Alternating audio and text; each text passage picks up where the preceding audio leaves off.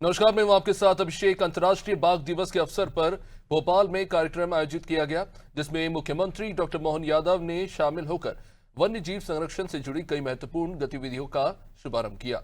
इसी के साथ ही भोपाल में किसानों के आंदोलन को लेकर सीएम डॉक्टर यादव ने सकारात्मक रुख अपनाया और किसानों से उनकी मांगों को लेकर संवाद की पहल करते हुए मंत्रियों की कमेटी गठित की।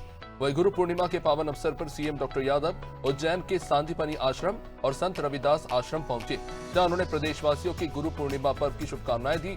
और इसके अलावा सीएम डॉक्टर यादव ने उज्जैन में आयोजित सांदीपनि अलंकरण समारोह 2026 का शुभारंभ किया, जहां उन्होंने शिक्षा और अन्य क्षेत्रों से जुड़ी कई सौगातें दी।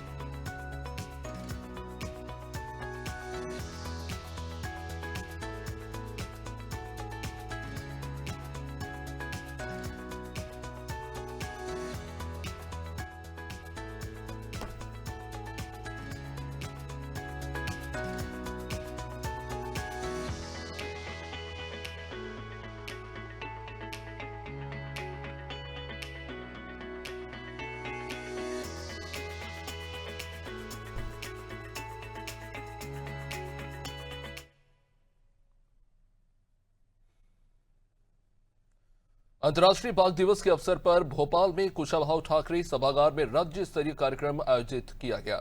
मुख्यमंत्री डॉक्टर मोहन यादव ने कार्यक्रम में वन्य जीव संरक्षण से जुड़ी कई महत्वपूर्ण गतिविधियों का शुभारंभ किया।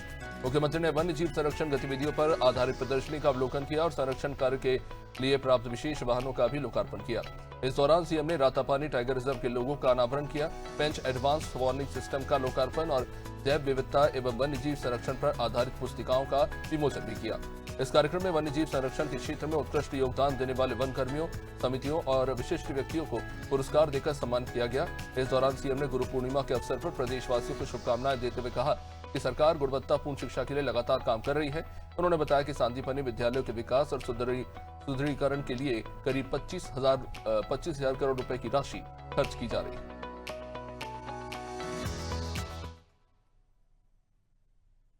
आज बाघ दिवस भी है और बाघ दिवस के अवसर पर मैं अपने सारे वन्य प्राणियों को देश और अंतर्राष्ट्रीय स्तर पर सबको बधाई देना चाहूँगा। उल्लेखनीय है, एक देश के अंदर, भारत के अंदर सबसे बड़ी संख्या में अगर कहीं बाघ है तो मध्य प्रदेश में। मैं इस मामले में भी बधाई देना चाहूँगा।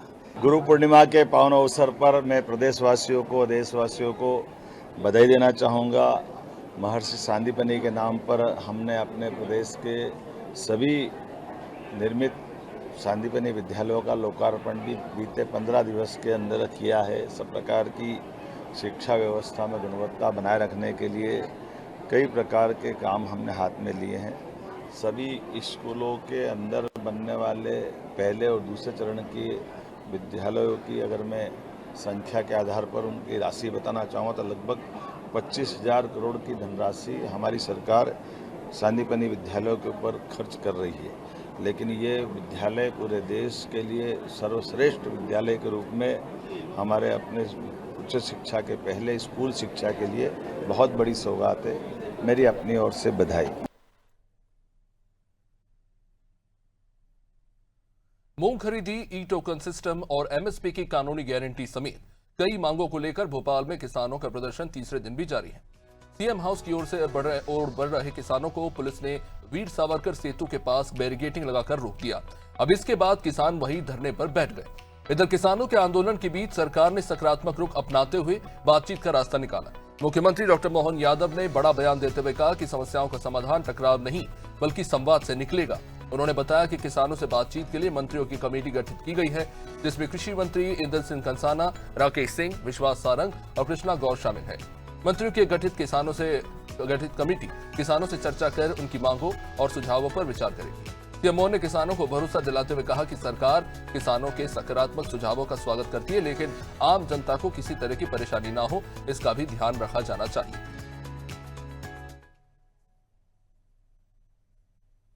के लिए कृषि कल्याण वर्ष हम पूरे मध्य प्रदेश में मना रहे हैं। बहुत सारे काम कर रहे हैं। किसानों से जुड़े हुए एक विषय को लेकर के मैंने एक कमेटी बनाई है जो किसानों से संवाद करेगी। कल भी हमने माननीय मंत्री, कृषि मंत्री इंदल सिंह कंसाना को भेजा था। आज भी हमारे इंदल सिंह कंसाना जी कृषि मंत्री माननीय कृष्णा गौर जी, माननीय विश्वास सारंग जी, माननीय राकेश सिंह जी और अधिकारियों का हमारा दल संवाद करेगा। हम निवेदन कर रहे हैं कि किसानों के साथ सरकार सदैव उनकी सकारात्मक सुझावों के साथ खड़ी है, लेकिन जनता को कष्ट न हो इसकी चिंता भी दोनों पक्ष को करना चाहिए। तो हम समस्या का समाधान संवाद से भी निकालते हैं और उम्मीद करेंगे कि हमारे बाकी सारे किसान संगठन, भारतीय किसान संघ और अन्य संगठन सब मिल करके जब जनता की बेहतरी की बात करते हैं तो किसानों की बेहतरी की बात तो जरूर करेंगे। इससे गुरु पूर्णिमा के अवसर पर मुख्यमंत्री डॉक्टर मोहन यादव ने उज्जैन के माधव विज्ञान महाविद्यालय में सांदीपनी अलंकरण समारोह 2026 का शुभारंभ किया। इस दौरान सीएम मोहन ने नवनियुक्त प्राथमिक शिक्षकों को नियुक्ति पत्र सौंपे। कार्यक्रम में 10वीं और 12वीं बोर्ड परीक्षाओं में 90% या उससे ज्यादा परिणाम देने वाले सरकारी स्कूलों के प्राचार्यों को सम्मानित किया गया। समारोह के दौरान विद्यार्थियों की शिक्षा गुणवत्ता बढ़ाने के लिए आर्टिफिशियल इंटेलिजेंस आधारित मिशन बुनियाद परियोजना की शुरुआत की गई और साथ ही सीएम डॉक्टर यादव ने उज्जैन में शिक्षा और विकास से जुड़े करीब 587 करोड़ 23 लाख रुपए के विभिन्न कार्यों का लोकार्पण और भूमि पूजन किया। इस मौके पर उन्होंने कहा कि बेहतर शिक्षा व्यवस्था और नवाचारों के जरिए प्रदेश के युवाओं का भविष्य मजबूत करने की दिशा में सरकार लगातार काम कर रही है।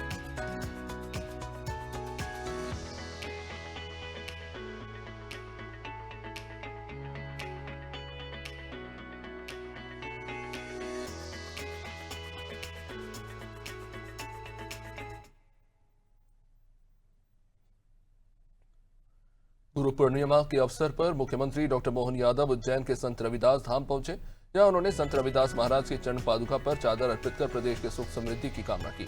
इस दौरान मुख्यमंत्री डॉक्टर यादव ने गुरु गादी स्थल के समग्र विकास और उसे दिव्य स्वरूप देने की घोषणा की और साथ ही संत रविदास के समानता, समरसता और मानवता के संदेश को समाज के लिए प्रेरणादायी बताया। वही विकास की घोषणा के बाद श्रद्धालुओं और रविदास समाज ने खुशी जताई।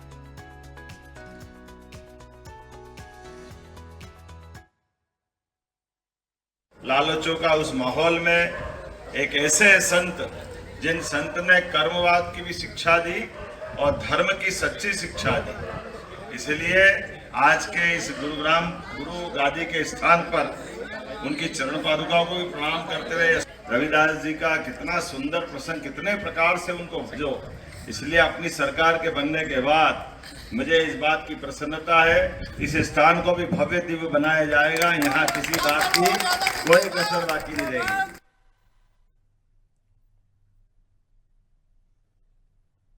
गुरु पूर्णिमा के अवसर पर मुख्यमंत्री डॉक्टर मोहन यादव उज्जैन के सांदीपनी आश्रम पहुंचे, जहां उन्होंने गुरु सांदीपनी का विधि विधान से पूजन अर्चन कर प्रदेशवासियों को गुरु पूर्णिमा की शुभकामनाएं दी।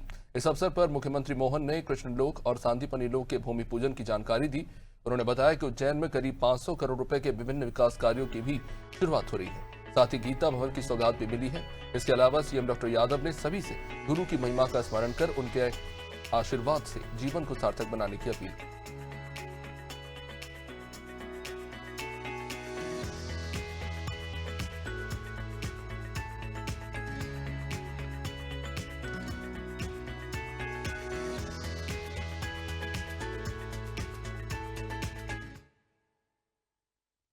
पावन अवसर बाबा महाकाल की नगरी में महर्षि सांदीपनी आश्रम में भगवान कृष्ण 5100 साल पहले स्वयं शिक्षा ग्रहण करने आए। ये हम सबका सौभाग्य का स्थान है। आज ही के दिन यहाँ के बड़े बड़े देवस्थानों का लगभग 500 करोड़ के अलग अलग सौगातों का भूमि पूजन होने वाला है। गीता भवन की सौगात भी मिल रही है और गुरु चरणों के आशीर्वाद का ये अद्भुत अवसर है। मेरी अपनी ओर से प्रदेशवासियों को सबको बहुत बधाई। हम सब गुरु पूर्णिमा में गुरु महिमा गाते हुए जीवन अपना धन्य करें। मेरी अपनी ओर से प्रदेशवासियों को। मुख्यमंत्री डॉक्टर मोहन यादव ने गुरु पूर्णिमा के पावन अवसर पर सभी प्रदेशवासियों और गुरुजनों को बधाई और शुभकामनाएं दी। अपने संदेश में सीएम डॉक्टर यादव ने गुरु की महत्ता को रेखांकित करते हुए कहा, गुरु केवल किताबी ज्ञानी नहीं देते बल्कि वे हमें संस्कार, विवेक और जीवन का सही मार्ग भी दिखाते हैं। उन्होंने कहा कि एक सच्चे गुरु के मार्गदर्शन और आशीर्वाद से ही श्रेष्ठ व्यक्तित्व का निर्माण होता है। इससे जीवन सफल और सार्थक बनता है।